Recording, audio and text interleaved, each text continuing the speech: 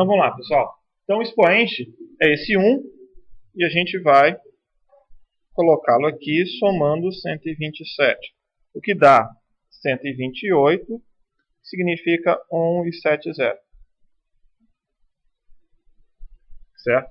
E aí, como todos os números estão na forma normalizada, você não representa esse 1, esse 1, que eu marquei aqui em vermelho não será representado. Ele vai ser representado somente esses três caras. Reticência. Tem gente que botou reticências ali, tudo bem, certo? Depois que você botar o primeiro ou o segundo zero, a gente já aceita reticências para vocês, sem problema, tá?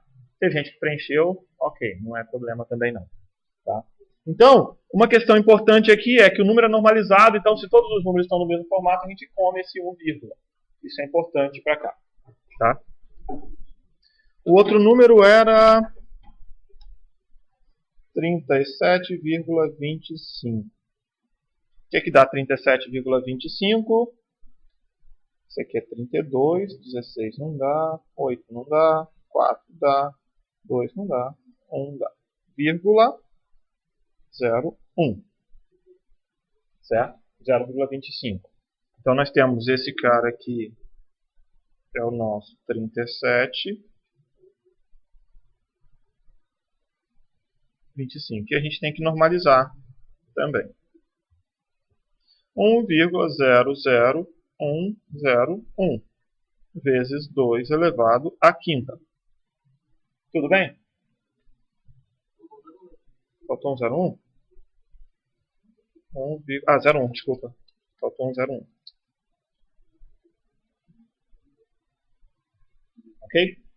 Então esse é o número nosso. Novamente, nós temos que pegar e representá-los.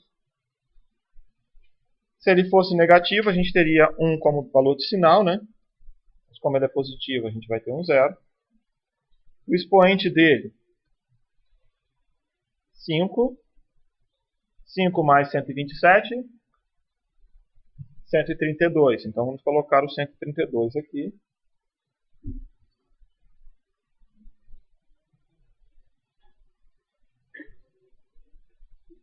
Ok? E esse número está na fórmula 1, quer dizer, está normalizado. Nós vamos cortar esse 1, e vamos representar os outros logaritmos. Então nós vamos lá, 0, 0, 1, 0, 1, 0, 1. Certo? Tudo bem? Ok? Feito? E aí uma outra coisa que eu falei, a resposta de 3,75 mais 37,25 é 41. Vamos fazer a letra C de uma vez, tá? E aí depois a gente volta fazendo. Então a gente tem 32, não tem 16, tem 8, não tem 4, não tem 2, tem 1. Esse é o número, e a gente vai fazer como 1,01001 vezes 2 elevado à quinta. Então esse é o nosso número. Zero de sinal novamente. Nós temos aqui o expoente 5, a gente já tinha visto, vai dar 132, né? Ok? Que é 1, 0, 0, 1, 5, 6, 7, 8. Pronto. E nós temos que representar essa parte aqui. A gente vai tirar 1, novamente, né? Então, 0, 1, 0, 0, 1, 0, 0. Ok? Então, sabendo esse primeiro pedaço, fazendo essa sequência, certo? Só fazendo as conversões, sem saber como a operação é feita, você já sabe fazer a operação em decimal originalmente. Então, podia ter feito só esses 3 pedaços. E agora a gente vai fazer a soma desses números. Como é que eu faço uma soma de números de ponto flutuante? Igualar expoente ao do maior, né?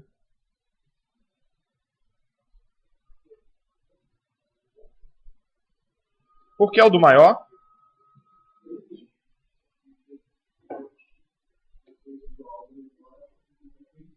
Você pode perder precisão, exatamente. Então você quer fazer deslocamento para a direita para garantir que se você tiver que perder bits, você perde os bits menos significativos, não os mais significativos. Ok? No nosso exemplo, a gente tinha aqui o número com 23 bits de precisão, então a gente não ia ter esse problema, ok? O que a gente faria aqui? O 3,75 ia ser convertido para alguma coisa vezes 2 elevado à quinta. Tá? A gente vai colocar daqui a pouco. Deixa eu colocar aqui o outro. Certo? Próxima coisa que a gente vai fazer.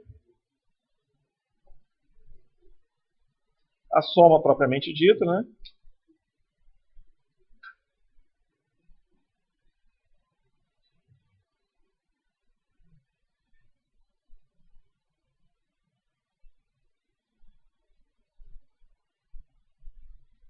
A mantícia, que é a parte fracionária. No fundo, são os bits de precisão que você tem. Certo?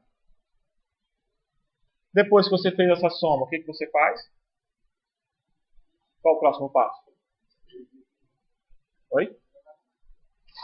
Você vai checar por overflow e vai normalizar. Você vai fazer um laço ali, vai testar duas coisas, né? Arredonda, overflow e normaliza.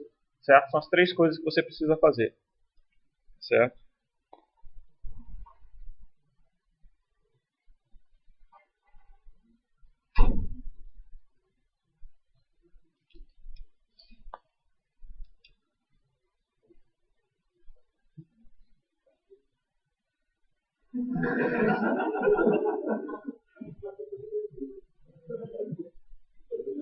Ok?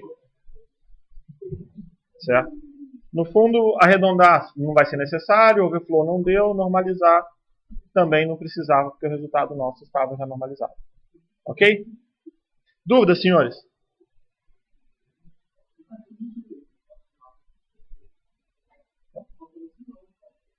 Falta o sinal. O sinal foi colocado, desculpa. Certo? Nesse caso aqui a gente vai manter o sinal, porque os dois são positivos, certo? O ajuste de sinal está sendo feito aqui por fora. Tá?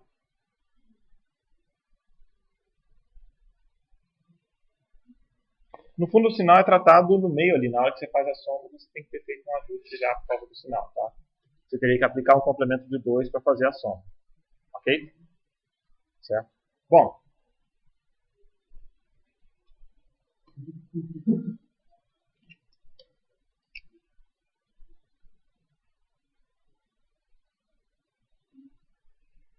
Certo? Você vai somar do sinalizado e faz o ajuste do sinal depois.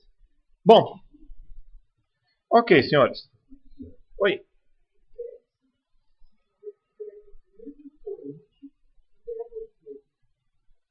Vocês tiverem o mesmo expoente de overflow. Quando que vai dar overflow? Quando o expoente é o maior possível. Certo? Não, na verdade, assim, não importa eles terem ou não o mesmo expoente. Você pode sempre ter um número que é 1,1 até lá no final e ter, somar com 1 lá no último bit. Isso aí vai te levar, não é um overflow, certo? Isso vai te levar um vai 1, você vai renormalizar. Quando que vai acontecer um overflow? Toda vez que você teve um número, vamos botar aqui, ó. Vou fazer com menos casas, tá? Tudo bem? Nosso número, aí você vai somar esse cara com 0,001. O que acontece com esse caso? Vamos pensar que é o nosso mesmo 3,75, tudo bem? Certo? Então isso aqui é vezes 2 elevado a 1, vezes 2 elevado a 1. Tudo bem? Ok? Então você quer somar esses dois aqui. O que vai estar de resposta? 0,01 vezes 2 elevado a 1. Aí você vem aqui e vai normalizar. Então ele tem espaço para esse bit extra temporariamente. Aí você volta e normaliza. 1,0.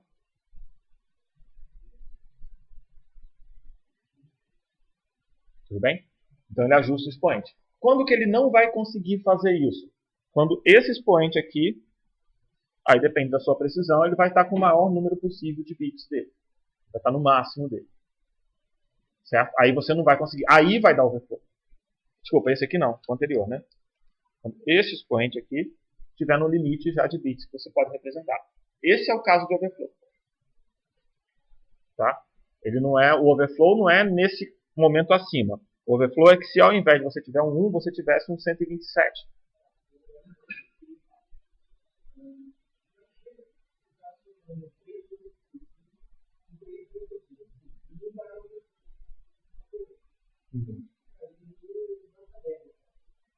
Vamos colocar aqui. 3,75, 1. Você soma. Soma sim. Ele é colocado lá no número. Ele vai ser colocado no número. Certo? Então, se você quiser se somar, vamos fazer uma versão mais simples, então, que tem isso. 2 mais 2.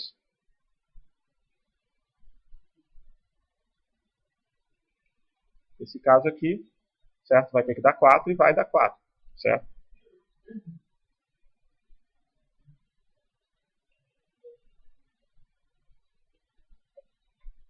Vai dar 4. O 1, aparece, ele é incluído no número para fazer a operação, porque senão, no fundo todos eles têm, certo? Mas o que acontece é que quando você desnormaliza um deles, você perdeu aquele 1, então ele aparece já no deslocamento, para ele ir para o lugar correto. Observa que o 1, é esse 1 aqui. Você já fez isso. Na hora que você deslocou ele dali, você já botou 1, para o 1 andar junto. Certo? Então o valor lá já trabalha dentro do somador, você já trabalha com a precisão de 24 bits, né?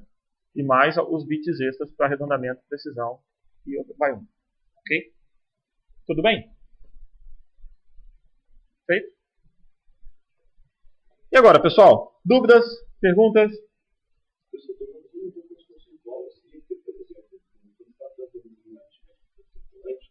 tem que normalizar o número de operações. Só que eu não consegui sacar de uma porrada de números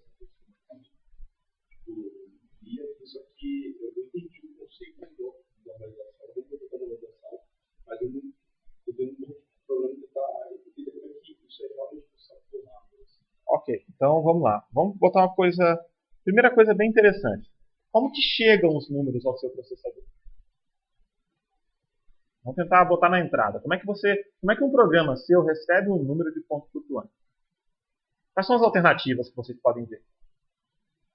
Ele pode ler do disco. Tudo bem? Já está no formato. Já está normalizado. Não estou preocupado.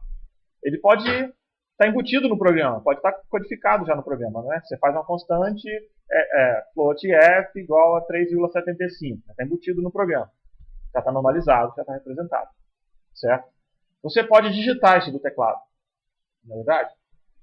Ele vai ter que converter para você. Ele vai ter que gerar um número para você e botar no formato correto. Formatado e normalizado. Então, você recebe números normalizados. Quando que o número deixa de estar normalizado? Ele deixa de estar normalizado em duas situações. A primeira, você está naquele limite de precisão, certo? Que é o caso mais raro, você está naquele limite de precisão. Você já não consegue mais decrementar o expoente. Então, o que acontece? Você vai perdendo bits de precisão. Você sai do estado normalizado e vai para o não normalizado, certo? E aí você vai diminuindo o número de bits de precisão. Esse é um caso não normalizado. E o outro é que dentro do seu hardware de ponto flutuante, você está no meio de alguma operação, está fazendo alguma operação. Nesse caso, ele não está normalizado. Ou potencialmente não normalizado. Vamos supor que ele não esteja, certo? Aí o que você tem? Você tem alguma coisa que é um conjunto de bits. Vamos colocar aqui os 24 bits. No fundo vão ser mais um pouco. Só para você ter uma ideia, embora não seja um padrão, a arquitetura Intel trabalha com 80 bits lá dentro para número de 64, ao invés de 64. Não é exatamente um padrão, mas eles colocam mais bits lá para você. O que nós temos aqui? Vamos trabalhar com 24 bits. A gente tem os bits de salva-vida do lado. Então você vai ter um bit para segurar se tiver um overflow ou tiver um carry no final, certo? E você tem os bits de arredondamento do outro lado, tá? Mas vamos trabalhar com esses daqui.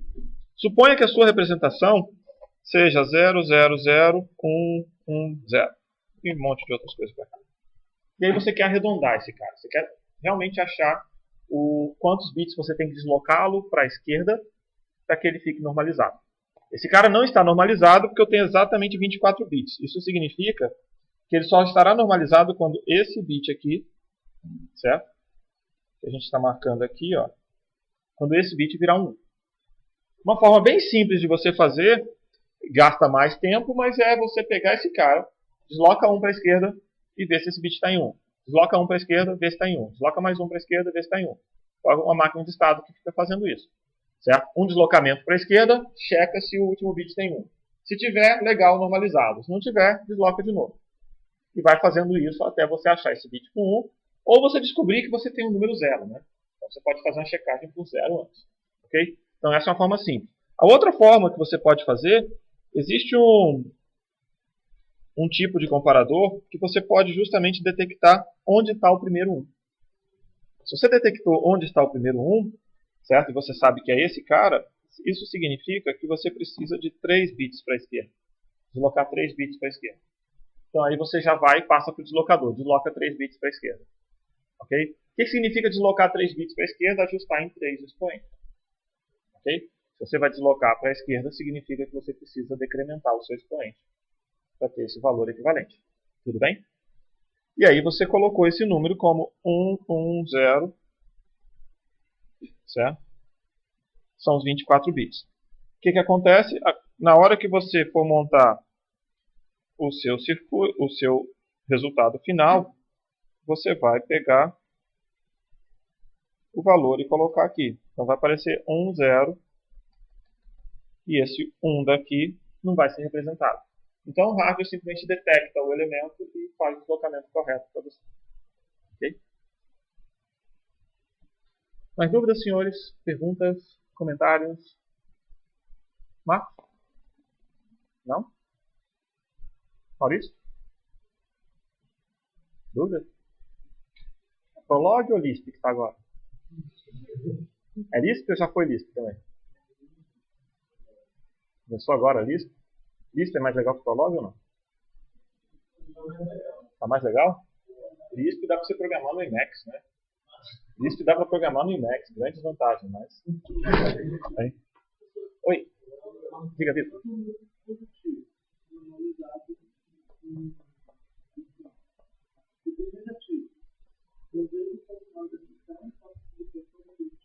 Na verdade, você pega o negativo, aplica o complemento de 2 dele e faz a conta como soma. Isso, exatamente. Só que você tem que pegar o sinal que está separado e aplicar o complemento de 2.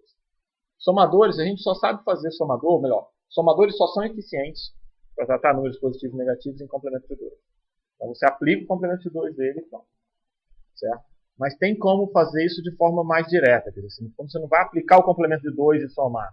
Sabe? Você já faz a conta para ele. Você inverte todos os bits, você passa para o inversor, faz o complemento de 1, certo? Ok?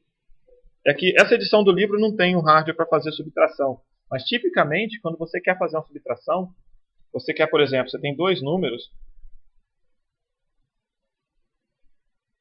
certo? E você quer fazer uma subtração deles, certo? Para fazer a subtração, a técnica mais interessante, eu não devia desenhar esse pedaço. Vamos lá. Entrou o número A e você quer fazer menos o B, certo? O mais interessante é você passar aqui um inversor, certo? No B, todo, e aí você vai fazer uma soma de A mais esse B invertido, certo? E como você tem um somador, esse somador já tem uma entrada de vai 1, certo? Então você liga a entrada de vai 1, certo? O complemento de 2 não é inverso mais 1, certo? Então você não inverte e soma 1 direto, você inverte, faz a soma e liga o vai 1 da entrada do circuito. Porque todo somador nosso tem um vai 1 de entrada, que é justamente o que vai passar para o próximo módulo. Então você já faz isso aqui de uma vez só. Então, fazer a soma, você só precisa de um lote de inversores para inverter o sinal de entrada. Tudo bem? Ok?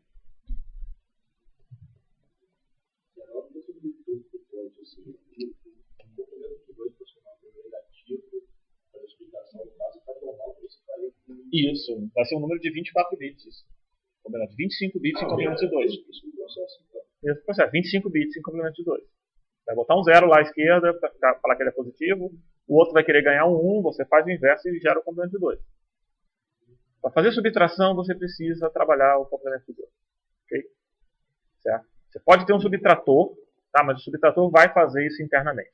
Entendeu? Então, se você pegar o hardware que vai fazer uma subtração, se você pegar um hardware, que é aquele desenho que eu tinha feito aqui antes, e falar esse menos, ele vai fazer uma conta similar a essa aqui.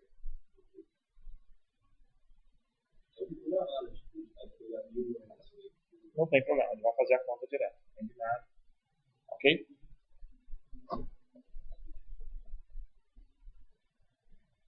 Diga. Não, melhor não. Eu prefiro que vocês não usem, certo?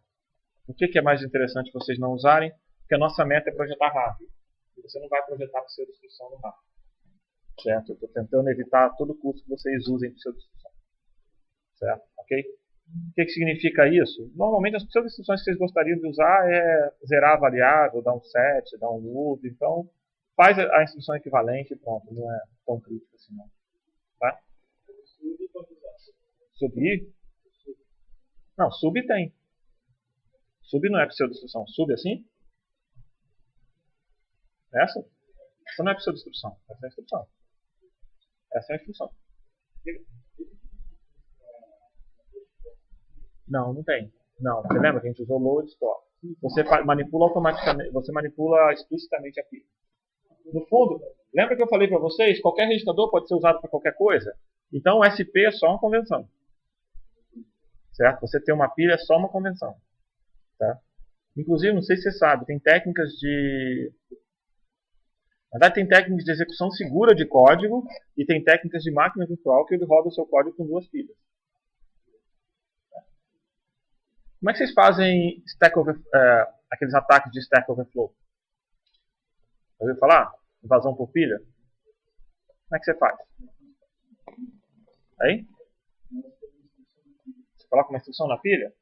É uma alternativa. O que mais que você pode fazer? Nunca fizeram Stack? Vocês nunca souberam? Ninguém nunca contou para vocês como é que faz Stack Overflow? Tudo bem, a gente vai aprender em MIPS, que vocês não vão conseguir atacar muita coisa, mas vamos lá. Depois vocês mudam para x86. Então vamos lá. Não é Stack Overflow, é Stack Buffer Overflow. Ah, sim, por isso que tá. Obrigado. Estou falando um negócio aqui, por isso que ninguém ficou empolgado. Fazer ataque de Buffer Overflow. Aí sim. Olha lá, é para saber se vocês estavam prestando atenção. Como é que você faz Buffer Overflow? Vamos lá. Bom, normalmente o cara, o incauto, né, ele define uma função que vai ler alguma entrada, certo? Então o cara vai ler alguma entrada sua. A gente quer uma função, por exemplo, void. Isso. Mas você sabe explorar isso?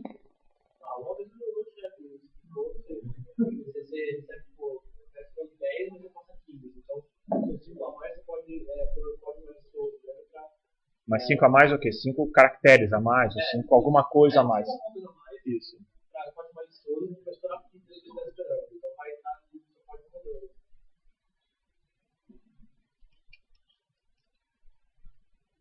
Exatamente.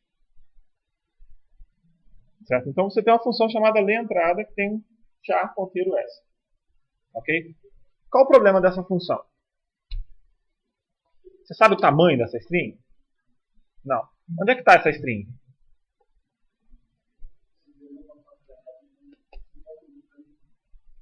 Essa string vem para você. Vamos pensar assim, ok? Tudo bem? Você vai passar essa string. Então, suponha que eu tenha uma... Simplesmente o cara pode digitar qualquer coisa da entrada que você quiser. Obviamente, no teclado é difícil você fazer certas entradas de caracteres, mas você sempre pode redirecionar para algum outro dispositivo, certo? Redirecionar a entrada e fornecer para eles. Então, nesse caso aqui específico, existe essa função e eu posso chamá-la com algum parâmetro. Tudo bem? Ok?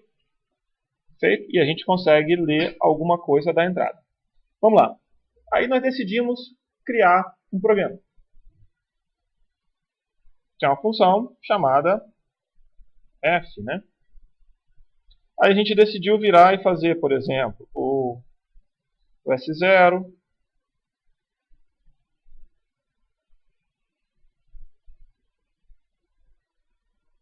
Vamos 8. Vamos supor que eu só use 2 parâmetros, tá? E aí depois eu só use 2 S, tá? Senão vai acabar o quadro aqui. E a gente gravou o RA na pilha. Tudo bem? Ok? Então vamos pegar esse cara aqui agora e vamos ajustar o SP.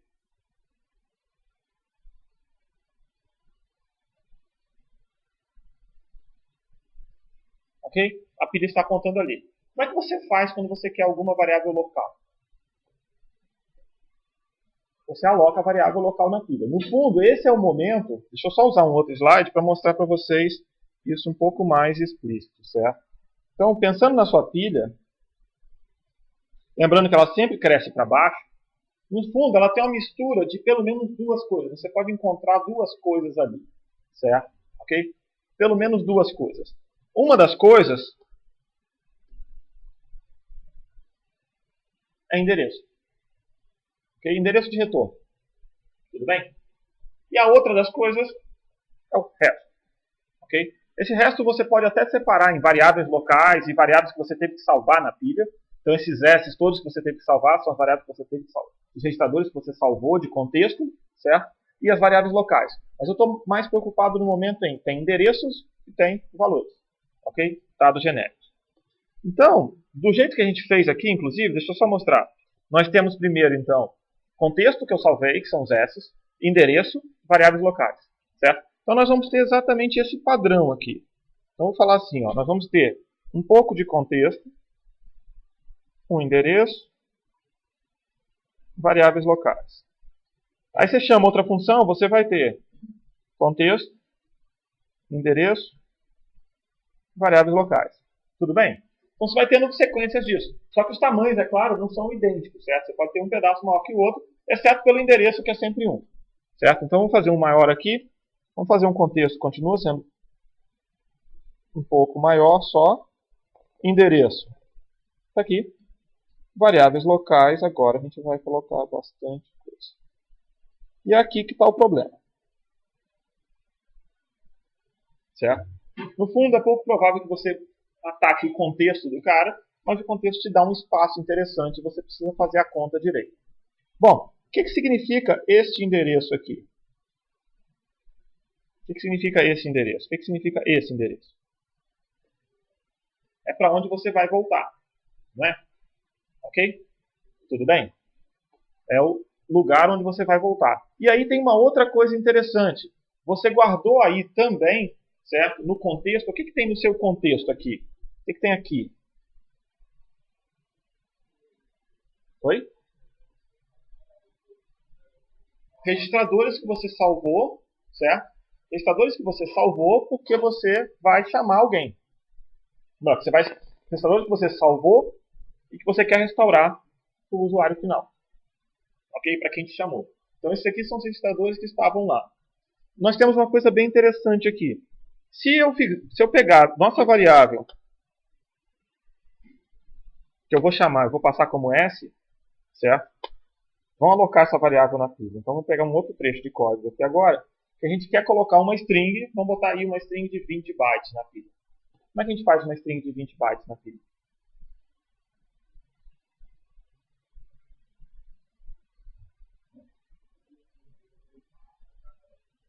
Oi? O quê? Isso, você tem que saber quantos. Se eu quero 20 bytes, eu tenho que ter.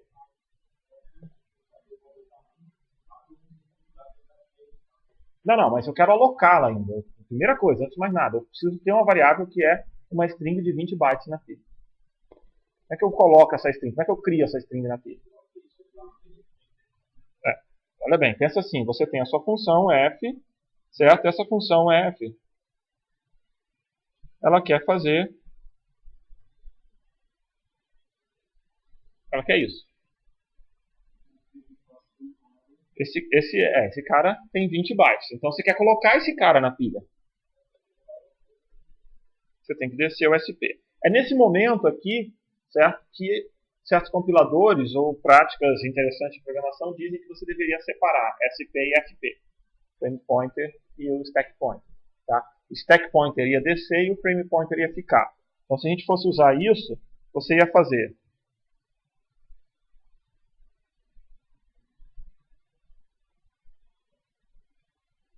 você deixa o frame pointer lá, certo?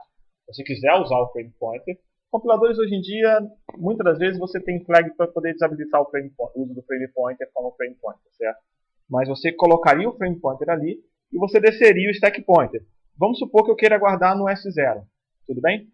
Então uma coisa que você pode fazer, certo? Você pode colocar no S0 o SP menos 20, tá?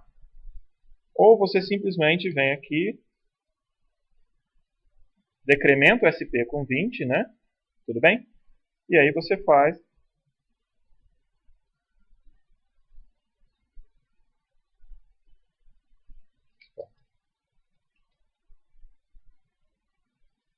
então, duas formas de você criar. Eu simplesmente peguei uma variável e apontei ela para o lugar. A string está zerada? Não está zerada. A string está lá. Ok? Tudo bem? E aí o que aconteceu? Você acabou de alocar uma string nessa área aqui. Então esse cara grande aqui, certo? Aqui está o início do seu S. Certo?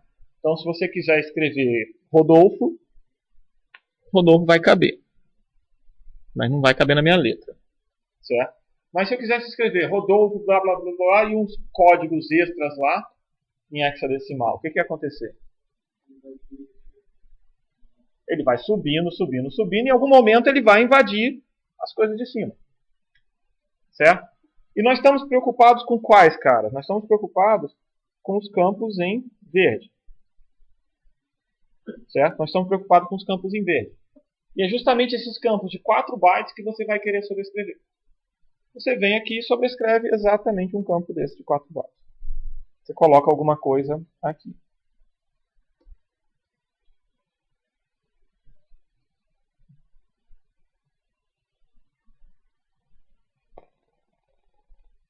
Então, a primeira coisa que você faz é, por que buffer overflow? Porque eu tinha um buffer S de 20 bytes e você veio e colocou 4 bytes a mais. Ao colocar esses 4 bytes a mais, ou muitos outros bytes a mais, você veio e sobrescreveu esse cara.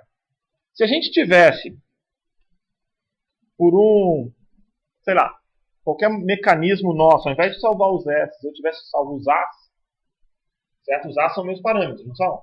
Eu posso salvar meus parâmetros na pilha, não é verdade? Se eu tivesse salvo os meus parâmetros, certo? Ok? Imagine que eu tivesse salvo os meus parâmetros. Você poderia ir lá e sobrescrever meus parâmetros também, não poderia? Mais do que isso, você poderia sobrescrever o endereço de retorno. Não é verdade? Então, você pode virar, se você for uma pessoa não muito má, certo? Você pode virar e colocar aqui no seu parâmetro, no A0, por exemplo, poderia ser um parâmetro, você colocaria um valor 0, certo? E nesse lugar aqui, você colocaria o endereço da função exit. O que acontece? Ele vai restaurar o 0, certo? Botar no A0 e vai saltar para a função exit. Encerra o seu programa. Oi? Isso, se você for uma pessoa minimamente má, vamos dizer assim, né? Ok? Você está quase no limiar. Você simplesmente quis saber se você conseguia fazer isso. Ok? O que acontece? Por que em x86 isso é um pouco mais simples? Primeiro, nós temos menos registradores. O que nos leva a colocar mais conteúdo em pilha.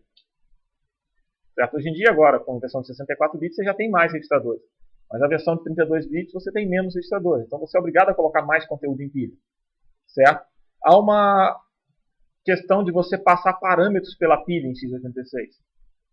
Então, você tem, além disso aqui, você tem parâmetros. Você tem uma outra cor aqui, que são os parâmetros. Certo? Então, você pode reposicionar a sua pilha e saltar para um lugar que tem os seus parâmetros lá. Então, você passa parâmetros bem mais elaborados. Então, ao invés de passar o exit, você pode passar um fwrite e mandar gravar em disco alguma coisa. Certo? Ou mandar dar um rm-rf, mandar apagar tudo. Certo? Simplesmente você passa isso aqui. Ok? Então, essa que era a ideia principal. Buffer overflow você faz desse jeito. Ok? Pronto para fazer um desse na prova?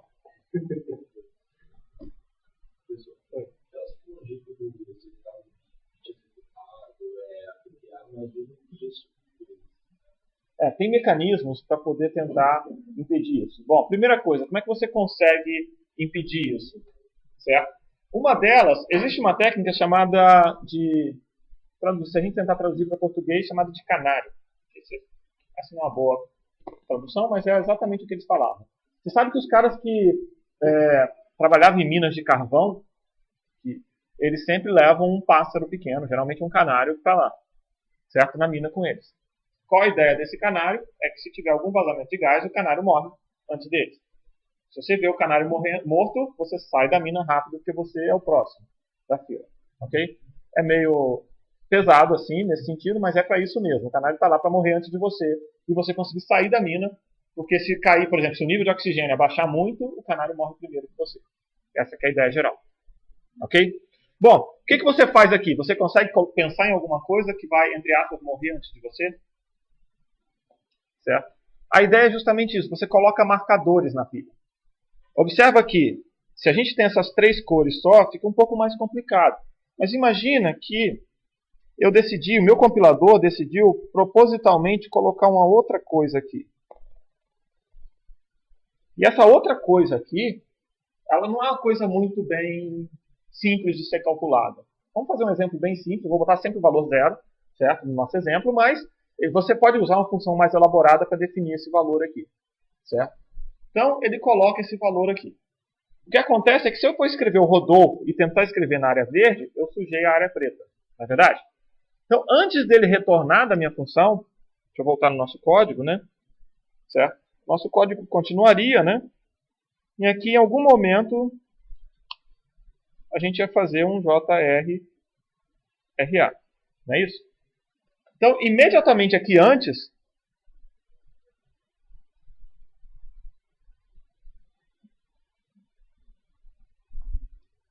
verifica o canário. Verifica se aquela posição na pilha ela está intacta do jeito que você colocou. Se ela não estiver intacta, é você que chama o exit 0, não o outro. Pelo menos assim, aconteceu alguma coisa, deu problema, você vai embora. Certo? Você precisa, essa técnica você consegue implementar direto com o compilador. Certo? Essa é uma das técnicas. Você bota o marcador ali e esse cara fica um pouco melhor. Uma outra técnica que você faz para evitar isso aqui é que você tenta gerenciar 2 pilhas separadas. Certo? Tem processadores que têm 2 pilhas separadas. Tem 2 registradores de pilha e um é só para endereço. Então você pode até sujar os dados do cara, mas você não consegue sujar o endereço de retorno. Você ataca, mas não consegue pegar tanta coisa. Certo? É um pouco mais direto ali. E aí tem coisas que você pode colocar marcador em mais lugares. Certo? Você pode botar alguns hashes espalhados ali para tentar fazer a sua solução ficar um pouco mais elaborada. Ok? Então as técnicas tentam te proteger a sua pilha. Diga.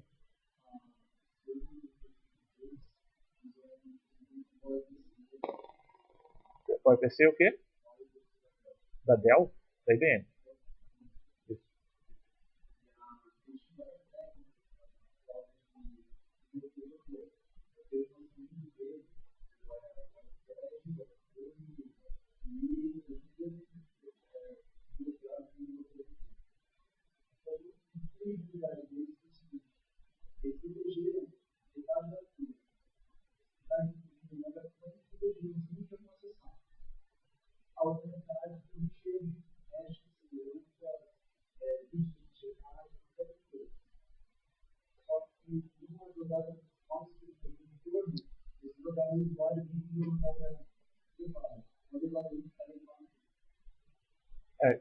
O problema todo é que é uma solução de segurança para o sistema inteiro. Né?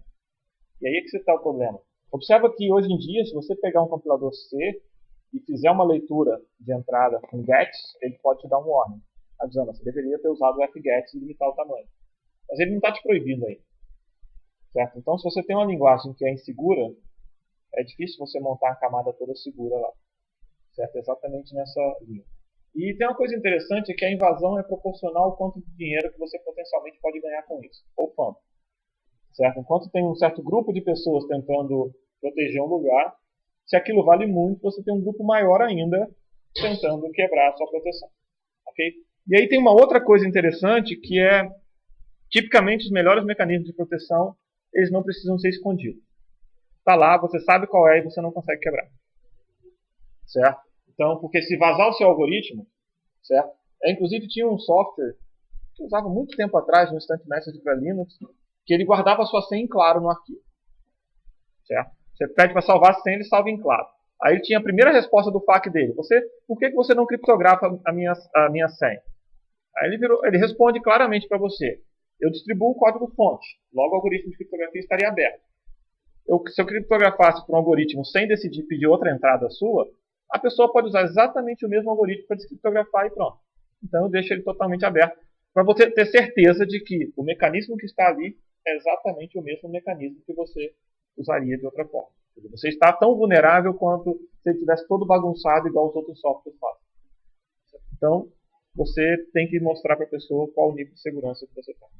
Mas, voltando à arquitetura de computadores, mais dúvidas, senhores? Perguntas? Ninguém tem mais dúvida, pergunta? Oi.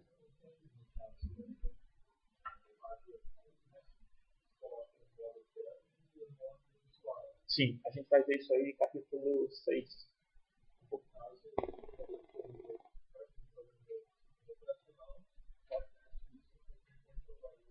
Isso.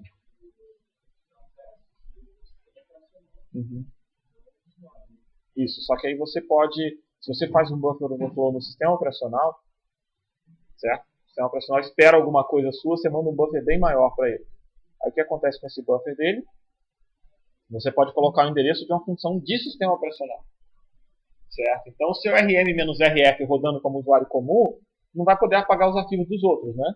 Agora um RM-RF rodando como root, esse tem poder, né? Certo? Então, é possível você ser preso, assim, certo? Você ser preso esse pedaço aí, certo? Você tentou, sei lá, você acha que o seu código está limitado àquele pequeno pedaço, mas se você roda ele e aplica a mesma função no sistema operacional, você consegue exatamente o mesmo problema. E tipicamente, por um bom tempo, o buffer overflow no sistema operacional era a fonte das principais falhas de segurança. Okay?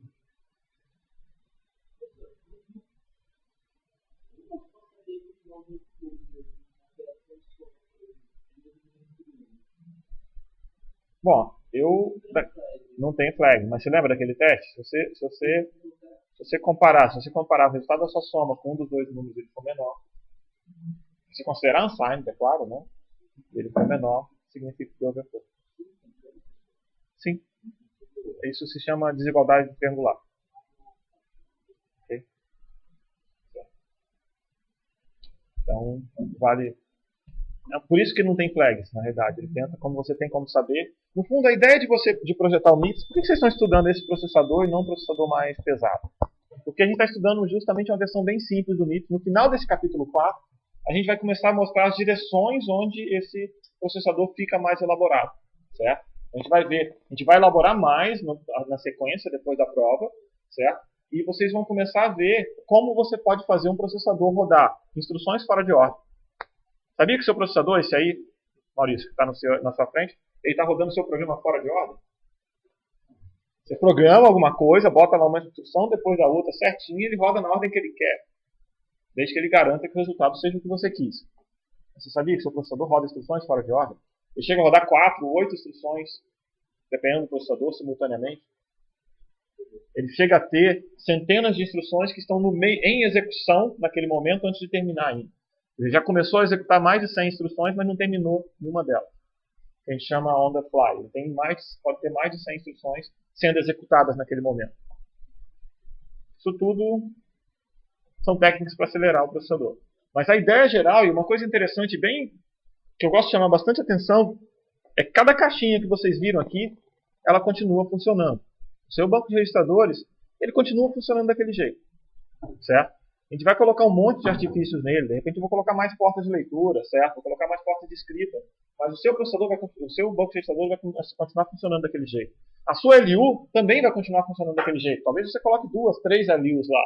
E aí você vai ser capaz de fazer 2, 3 somas simultaneamente. Certo? A sua interface com a memória vai continuar funcionando daquele mesmo jeito. Certo? O que você vai fazer é que você vai falar o seguinte: se eu quero fazer uma leitura da memória e depois quero fazer uma soma, mas não com aquele valor, deixa a soma passar na frente. Enquanto a leitura, que é lenta, vai demorar. Então você vai garantir que as instruções suas podem rodar em ordem distinta, desde que o resultado final seja o que você quer. Okay? Então o seu processador hoje em dia roda muito código fora de ordem. Oi? Como é que ele sabe? Você falou. Não, você programou isso. Imagina o seguinte, você fez um load. Não é culpa minha, né? Dá vontade de você pensar assim, não disse nada para ele. Mas você acaba dizendo nas instruções.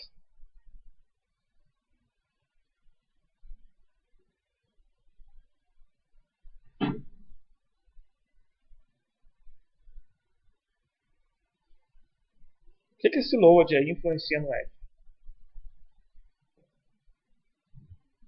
Certo? Observa que eles não têm. No fundo, o que você faz, isso aqui a gente vai falar um pouco mais, certo? Mas observa, o load grava no T0, não é? Você tem algum T0 aqui, ó? Não, né? Então, ele sabe que o Ed pode passar na frente do load. Mas o passar na frente tem um monte de problemas ali, certo? Depois a gente vai falar um pouco desses problemas. Em linhas gerais, ok. Mas aí você vai lá e aperta uma tecla. Ele tem que parar e interromper seu processador. E ele tem que voltar. Se ele terminou o Ed, mas não terminou o load, como é que ele volta nesse código? Aí é uma outra história, certo? Então você pode reordenar e executar fora de ordem, mas tipicamente seu processador termina as instruções em ordem. Então ele reenfilera todo mundo lá no final, certo? Deixa elas executarem na ordem que for necessário, vai reenfileirando e vai terminando as instruções todas em ordem. Certo? Então ele faz uma bagunça no meio, começa os caras, faz uma bagunça no meio, mas no final termina todo mundo em ordem. Certo? Então o processador faz isso. Em larga escala. Oi? Quase não determinista? Não, ele roda o seu programa. Do jeito que você pediu. Do jeito que você pediu, ele roda o seu programa. Então ele é determinístico. A questão é, você tem que prestar atenção na precisão que você quer dele. E aí tem uma coisa interessante. Isso aqui não parece legal? Certo? Não parece interessante que eu consigo rodar coisas mais rápidas? Porque olha bem, o load vai gastar 200 ciclos. Se eu conseguisse botar 200 edges na frente, certo? Então, eu basicamente fiz o load e 200 outras instruções passaram por ali e eu consegui resolver meu problema. No final, quando o load estiver pronto, eu empurro mais 200 instruções. Parece que eu rodei uma instrução por ciclo ainda. Não é verdade? Ok? Então isso é bem legal. O grande problema é que você tem que conversar com o resto dos componentes do seu sistema. O que acontece é que você pode ter um outro core lá que influencia a execução desse aqui. Que é outra coisa que a gente vai falar depois. Certo? Questões de paralelismo. Isso funciona muito bem, a execução fora de ordem funciona muito bem para processadores sequenciais, quer dizer, para processadores single core. Quando você vai para multicore, aí você tem que começar a falar sobre modelos de memória. O que significa isso? É um modelo, como você enxerga a sua memória. Então, tipicamente, você não deve, certo? Uma forma bem restritiva é não reordeno nenhuma instrução de memória. É você ser extremamente restritivo. Você não deixa as instruções de memória na ordem que o programador colocou, você vai lá e coloca e executa elas. Certo? Processadores single core, eles gostam muito de acelerar os loads e postergar os stores se for necessário. Por quê? Uma instrução de store ela não afeta nenhuma instrução que vem depois dela. Exceto um load que tentou ler do mesmo endereço. Mas calma aí, se o load tentou ler do mesmo endereço e o valor ainda não foi para a memória, significa que ele está dentro do processador, o que é bom para mim. Certo? Eu simplesmente não mando, eu leio aquele cara e deixo para escrever depois. Então, não é nenhum problema. Um processador que quer acelerar, certo? Um single core, ele vai fazendo os loads na maior velocidade possível, que pode ter uma instrução depois de voltar o resultado, e na folga ele faz os stores. Ou quando ele realmente já não pode mais esperar mais, ele faz os stores. Certo? Tem mecanismos como chamado store buffer, por exemplo, dentro do processador, que ele guarda, por exemplo, 32 stores e vai mandando à medida que ele tem folga, ele vai despachando. Mas os loads você tem problema com ele, você quer acelerar, certo? O que acontece é que quando você... Isso aí implica que você pode reordenar as instruções de acesso à memória, dadas certas restrições. Por exemplo, você vai fazer um store no endereço e quer fazer um load, garanta que o load vai pegar o endereço novo, certo? Você fez um load e vai fazer um store depois, você não pode pegar o valor que você vai escrever no futuro. Então você tem que garantir um pouco de ordem, mas é bem mais simples. O problema é que você pode ter um outro processador querendo escrever e os dois estão querendo se comunicar via memória. E aí, se você começa a reordenar as instruções de memória, você mexeu na semântica do seu código. É aí que é o problema. Mas isso não é agora. Depois a gente vai ver um pouco disso, mas bem mais alto nível. Ok? Mais dúvidas, senhores? O que foi, Flávio? Por quê? Paralelismo, exatamente. Mas essa é a parte legal. Certo? Hein? Tem um trecho de código, uma versão simplificada dele. Você faz algo como if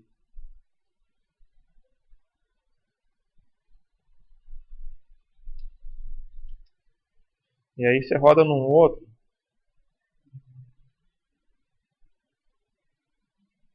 Certo? O que acontece aqui, teoricamente, observe que nesse código aqui, eu não coloquei antes nem depois, certo? Eu precisei colocar algo maior. Se esses dois códigos rodam em paralelo, certo? Você esperaria, certo? Originalmente, que no final, ou A tem 0 e B tem 1, ou A tem 1 e B tem 0. Concorda comigo? Não é isso que você esperaria? Se pegasse esses dois códigos, se você rodar esses dois códigos numa máquina single core, certo? Dependendo do modelo que você faz lá de execução, certo? Que a gente chama de equivalente sequencial, você vai ter, se A tem 1, B ficou com 0, pronto. Aí você rodaria, por exemplo, o lado esquerdo, A tem 1, B ficou com 0, legal. Entra nesse cara, B tem 1? Não, pronto. Então você terminou com A1, B0. Concorda comigo? Ou você começou por esse daqui, se B tem 1, A tem 0, logo você não roda o lado de cá. Então você sabe que A e B, um vai ter 0, outro vai ter 1. Ok? O problema é quando você está rodando em multicore, o que pode acontecer? Você entra nesse if e entra nesse if simultaneamente. E aí B fica com 0 e A fica com 0 e o programador não tinha a menor ideia de que isso ia acontecer. Certo? Então esse é um exemplo, na verdade esse é um caso muito usado para poder violar certos protocolos. Você usa isso aqui, se passar nesse aqui, você já significa que você já andou um pouco. Certo? Mas quando você falou, Matheus, de jogo de determinismo, você sabia que o Halo, aquele jogo, o núcleo dele é totalmente determinístico? Ele foi programado, o jogo foi programado para ser totalmente determinístico. Então ele roda o código dele de forma totalmente determinística. E aí, tanto que ele economiza bastante em termos de processamento, se você... Ao invés de quando você pede... Parece que ele tem um negócio de você gravar a sequência do jogo. Na verdade, eu nunca vi esse jogo. Você pode filmar. Só que ele não grava um filme para você. Ele grava os passos. Não, ele grava os passos dele. Como ele é determinístico, ele vai conseguir reproduzir exatamente aquela mesma sequência sua. Inclusive, você pode mudar a câmera porque ele consegue reproduzir exatamente o jogo. Quer dizer, alguém atirou no outro, ele sabe a sequência correta, ele nunca vai se perder daquilo. Ele não precisa gravar o filme em si. Então, a filmagem é muito mais compacta. Certo. Diga.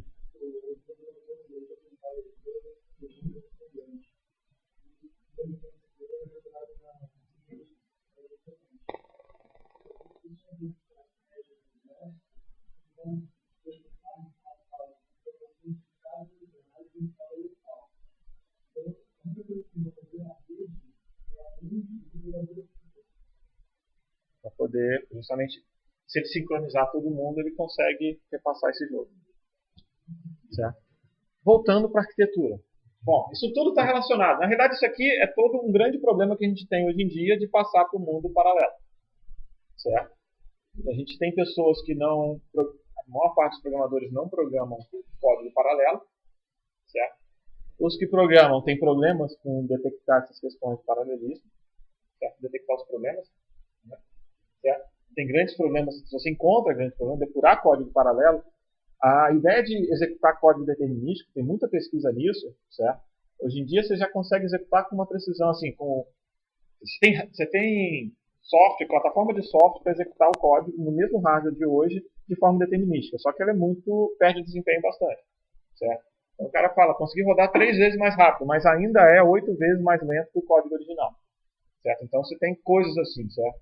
E a pesquisa nessa direção é que existe um pequeno ponto, né? Como é que você testa um software? Como é que você testa um software? Aí, o pessoal está rindo. Pessoal. Como é que você testa um software? Vamos lá. Quem aqui trabalha com software e tem que testar coisas? Hein? Suzy. Como é que o Suzy faz? Como é que o Suzy funciona? Oi? Então vamos lá. Vamos botar o nosso fluxo completo, certo? Você tem um programa em C, certo? Você tem um programa em C no nosso exemplo, certo? Você tem um compilador, né? Certo? Você tem um executável, certo? Para esse executável,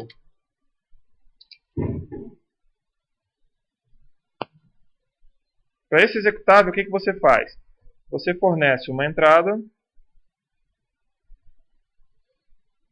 ele vai gerar uma saída, certo? E aí você pega essa saída, passa por um comparador,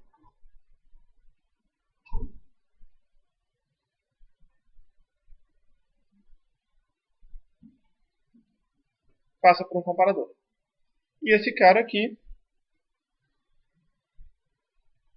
é a resposta sua. Sair dele é a sua resposta. Funcionou ou não funcionou. Certo? Quando você vai testar software, você faz isso. Certo? Em várias escalas. Nas várias escalas que você possa pensar. Tem ferramentas hoje em dia para testar, por exemplo, aplicativos web. Ele vai lá e simula clique do mouse no browser lá para poder fazer o que você quer. Ele está testando a sua interface. Certo? Inclusive com coisas elaboradas como ele vai dando tab para ver se todos os campos que você tem lá são alcançáveis. Certo? Mas aí é outra história. Mas olha bem, o grande problema é que cada um desses pedaços, certo, que eu escrevi aqui em preto, eles podem estar errados. Você só consegue verificar um deles de cada vez. Mas olha que legal. Você sabe que se você pegar o seu ponto C, que você fez submeter para o SUSE, certo? Se ele estiver errado, o que vai acontecer aqui no final, na nossa caixinha verde aqui? Vai dar errado, certo? Ok? Mas e se o compilador tiver problema e o seu código C estiver correto? O que vai acontecer com essa caixinha aqui? Certo? Ok? E se o seu executável de alguma forma estiver errado, o que vai acontecer lá? Vai dar errado, certo? Se a sua entrada estiver errada, vai dar errado. Se a sua saída correta não estiver correta, certo? Ok? E se a sua saída não estiver correta, também. Então o que acontece é que cada um desses pedaços pode ser avaliado exatamente do mesmo jeito. Concorda? Então você está avaliando uns pequenos pedaços. No fundo, esse executável está rodando num processador. Se o seu processador não estiver correto, é sério, a gente faz pesquisa com isso. A gente usa um mecanismo muito similar para testar se o processador está funcionando. O que eu faço? Eu pego um programa correto e rodo nele. Ele tem que dar a resposta correta. Se ele não der a resposta correta, é porque o processador está errado. Não é porque o programa está errado. Você tem que garantir que o programa esteja correto. Concorda comigo? Você pode culpar o SUSE? Pode. O SUSE pode estar errado, né? Ok? Mas, como a gente gosta de dizer, comparando com o nível de confiança de um aluno de 102, certo? E do software que já vem funcionando há bastante tempo, aí você costuma ter suspeita disso. Mas, por outro lado, por que você acredita que o compilador está funcionando?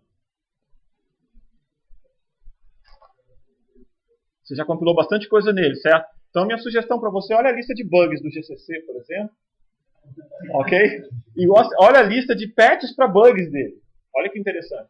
Mas o GCC ele tem um pacote, que se eu não me engano chama de CTorch, que é um pacote imenso de programas que toda vez antes dele lançar um GCC, eles rodam o CTorch todo e checam.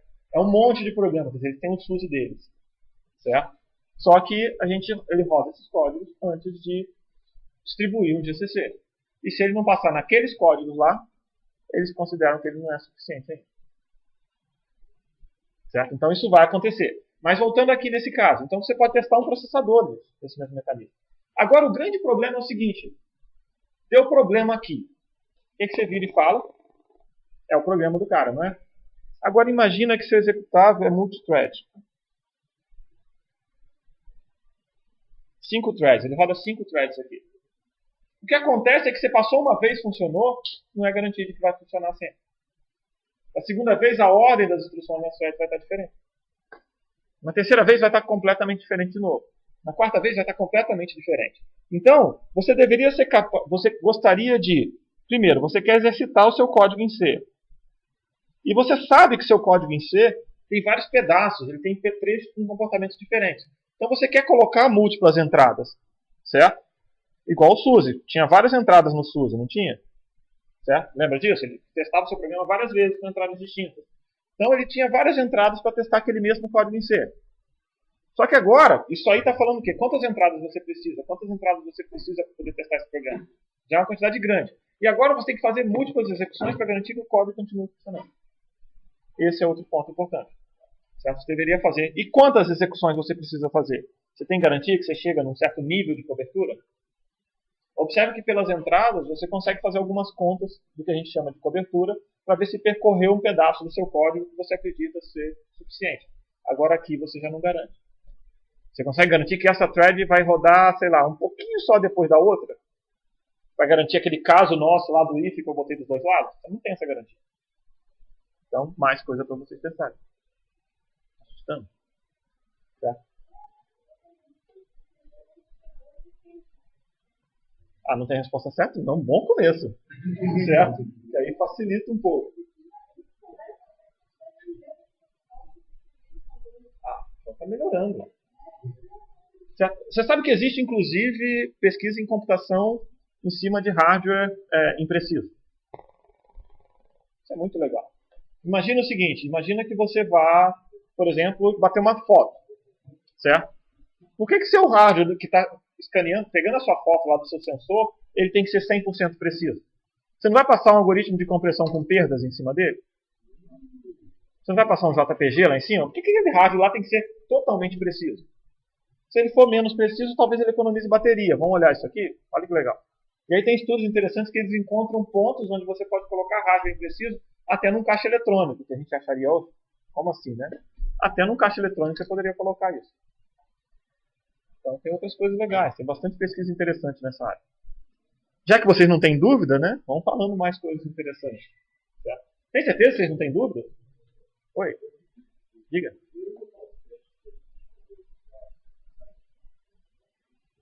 Os testes? Eles são todos gravados aqui, né? Eu respondi, as respostas estão aqui.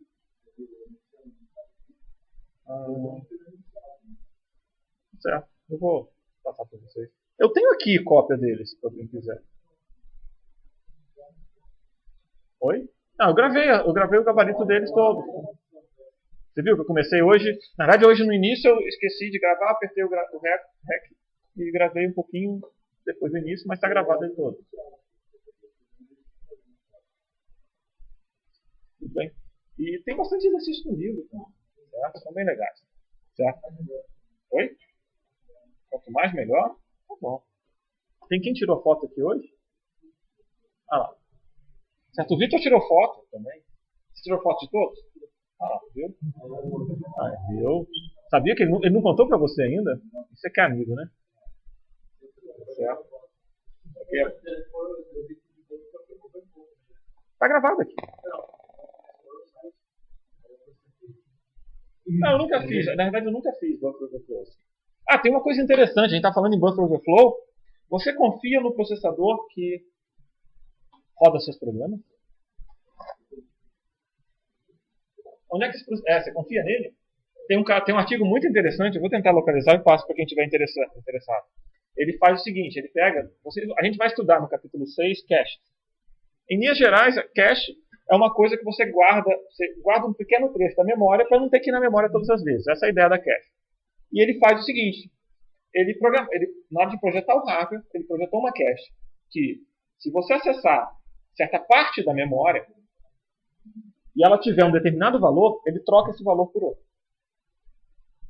Você sabe fazer um circuito lógico que faz isso, não sabe? Basicamente é um if em termos de circuito lógico. Se você acessou o endereço X e tem o valor Y, troca pelo valor Z. Ok? Qual a utilidade disso? Aí você vai e declara o seu programa bonitinho. Ok? Vai naquela posição de memória, troca esse cara, bota esse cara lá, e aí faz um syscall. Você volta virando root. Ele troca esse valor pela chamada do sistema operacional. Então ele bota, entre aspas, um buffer overflow em hardware. Não é exatamente um buffer overflow, mas é exatamente o que a gente chama de backdoor, né? Em hardware. Você escreve uma certa posição de memória que você não poderia escrever certa coisa e de repente aquele lugar vai ser escrito depois. Isso é legal, né? Certo? Agora imagina o seguinte, você manda fazer alguma coisa, você manda produzir um chip na China, né? Você confia no chinês? Oi? É sério, você está produzindo... Onde estão as fábricas de circuito integrado do mundo? Taiwan, China, Índia não tem. Estados Unidos, a Intel tem fábrica nos Estados Unidos. Malásia, tem fábrica na Costa Rica. Malásia, ela tem? Acho que não. Mas mais de metade dos chips do mundo são produzidos em Taiwan e China. Por que o cara não pode fazer isso lá? Certo? Só para botar minhoca na cabeça de vocês. Okay? Inclusive as pessoas... aí o que os caras tentam fazer? No fundo tem uma pesquisa do cara tentando ver se ninguém violou o seu projeto. O que é um projeto de chip? O que é um projeto? Em baixa escala, a última camada que você manda para a fábrica, já viram como é que faz silk screen, camisa? Como é que você faz? Você tem uma tela para cada cor, ou para cada componente, né? Bota em cima da camisa e passa a tinta, passa um negócio com tinta. Tira aquele ali, bota uma outra tela, enquadra direitinho, passa outra cor. Tira, passa outra cor. Certo? É assim que eles fazem. Ok? E produzir chip, claro que não tem tela, claro que não tem isso, mas a ideia é o que a gente chama de máscaras. Certo? São máscaras para deposição de material. Então você vai colocar N camadas de material ali e isso aí faz o seu chip. Okay? E o que você manda para a fábrica são exatamente essas máscaras. Melhor, você não manda as máscaras, você manda a descrição dessas máscaras. Eles vão fazer as máscaras e vão projetar, certo? Mais ou menos assim, se você pensar numa máscara de tecnologia mediana, custa uns $300 mil, mais ou menos, para você ter um pacote de máscaras para produzir um chip. Por isso que produzir um chip é caro, ok? Porque você precisa, é caro produzir, foi? É o pacote de $300 mil. Você tem, depende do seu processo, pode chegar a 20 máscaras. Certo? Não, porque são várias do chip inteiro, certo? No fundo são os componentes. Então você pode ter uma máscara que é de metal, uma máscara de semicondutor tal componente, e aí você vai fazendo. Para quem tiver a oportunidade de ir a Santa Clara, vai visitar o museu da Intel lá e ele tem, entre aspas, você fazer o seu próprio chip, né?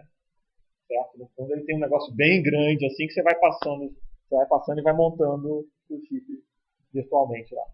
Bom, mas aí, só para fechar aqui, o que acontece? E se uma máscara dessa estiver errada? Ou se alguém violar uma máscara dessa? O cara produz o chip como ele quiser. Certo? Então tem coisas interessantes que as pessoas projetam, certo? Que eles chamam de PUF, acho que é isso. PUF, Physical Unclonable Function. É uma função que você não consegue clonar fisicamente. É um identificador único para cada chip que você produz. Certo? O que acontece é que toda vez que você produz um transistor, você produz um transistor diferente dos outros. Toda vez que você produz um conjunto de transistores, eles basicamente são a assinatura deles mesmos, daquele chip. Então você cria um pedaço do seu circuito ali, de tal forma que você sabe que é aquele chip. Porque aquele circuito gera uma sequência de valores para vocês que é característica daquela instância do chip. Quer dizer, o chip está aqui dentro, não o chip que está dentro do computador do Maurício ou do computador de qualquer outra pessoa. E as pessoas tentam usar isso aí como identificador único do chip. Se você tentar violar, você pode mexer nessas funções. Aí essas funções podem dar resultados diferentes e você vai ter problemas também. Okay? Mas esse caso da cache, eles chegaram a prototipar o processador. Certo? Eles fizeram um protótipo lá e mostraram. Está aqui, esse cara está violado. Roda um programa normal, você roda um tempão, de repente você abre aquele código ali. Era um código que o sistema operacional não tinha bug nenhum. Certo? Você não atacou o sistema operacional com bug overflow normal. Você simplesmente chegou lá e forçou ele a fazer alguma coisa para você e aí ele se perdeu. Senhores, mais dúvidas? Nada? Nenhuma pergunta? Vai fazer o quê?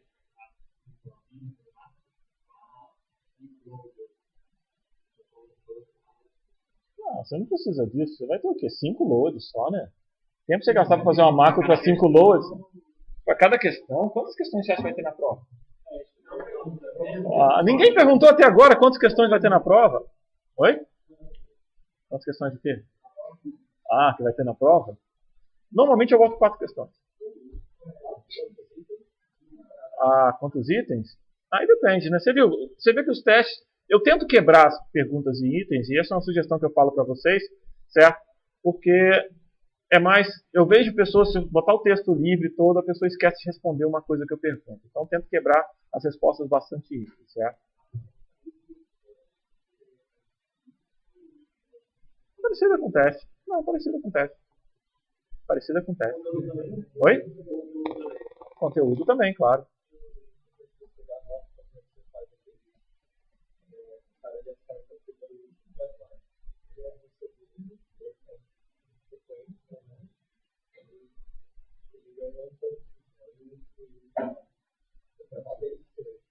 Aí depende da questão, não dá pra... Não sei dizer. Realmente não sei te dizer, não estou falando assim nada... Certo? Não sei te dizer. Certo? Questão de correção da prova. Mas uma coisa bem importante. Resolvam a prova. Passem o que está na cabeça de vocês para a prova. Certo? Oi? Não. qual o dia do mês que foi criado tal coisa, né? Lembra da prova de história? Você decorar as datas todas. Não. Não. Você não vai ter a lista de instruções do NIPS, a gente não vai ter. É com você. São simples, poxa. São o quê? 12 ou 15, né? 12 ou 15. São exatamente essas que você pensa na sua cabeça. Certo?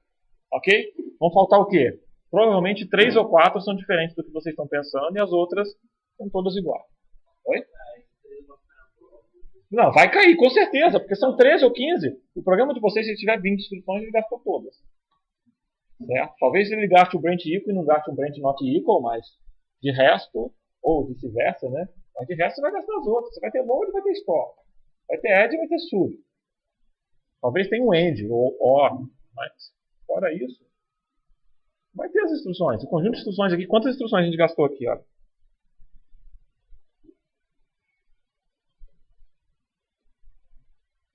Cadê? Você tem o store, tem o add, teria um load, tem a versão com i das instruções, certo? Tudo bem? Tem a versão com u, que eu nem faço tanta questão de vocês usarem, mas existe a versão com u, certo? Para quem for fazer 723, vocês vão achar as versões com u. Mas aqui não tem nem problema não. Oi? A U é a versão que faz for unsigned, é a mesma coisa de sign, só que com o valor unsigned. Certo? Mas vocês não vão, provavelmente vocês não vão ter problema com ela.